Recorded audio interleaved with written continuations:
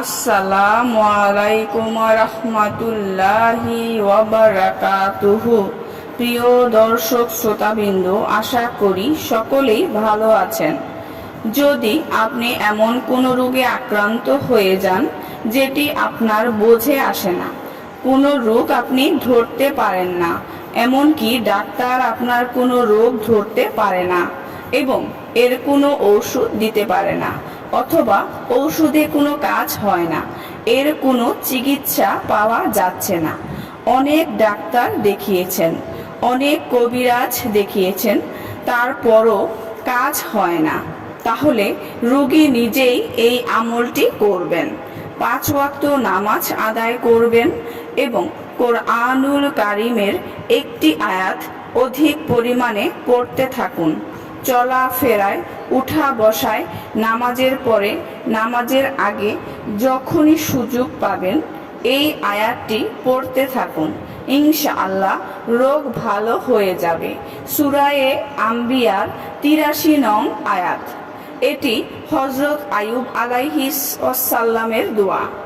আল্লাহ পাক এই দোয়ার উসিলায় তিনাকে রোগ থেকে মুক্তি দান করেন। সেই দোয়াটি হলো সূরা আল আম্বিয়ার 83 নং আয়াত। আমি পড়ে শোনাচ্ছি। আউযু বিল্লাহি মিনাশ শাইতানির রাজিম। ওয়া আইয়ুবা ইয নাদা রাব্বাহু আন্নী মাসানিয়াদ দুররু ওয়া আনতা আরহামুর রাহিমিন। আপনি শুধু এতটুকু পড়বেন, আমি আবার পড়ে শোনাচ্ছি।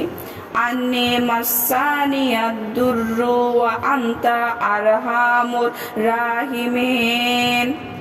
অর্থাৎ এর অর্থ হলো, এবং স্মরণ করুন আইয়ুবের কথা, যখন তিনি তার পালনকর্তাকে আহ্বান করে বলেছিলেন, আমি দুঃখ কষ্টে পতিত হয়েছি এবং আপনি দয়াবানদের চাইতেও সর্বশ্রেষ্ঠ দয়াবান। এভাবে চলাফেরায়, উঠা বসায়, যখনই সুযোগ পাবেন এই দোয়াটি পড়তে থাকুন।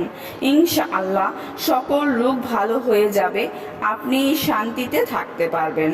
প্রিয় দর্শক শ্রোতাবৃন্দ, ভিডিওটি যদি ভালো লেগে থাকে অবশ্যই চ্যানেলটি সাবস্ক্রাইব করবেন, লাইক করবেন, কমেন্ট করবেন এবং বেশি বেশি শেয়ার করে দিবেন। সবাই ভালো থাকবেন। আল্লাহ হাফেজ।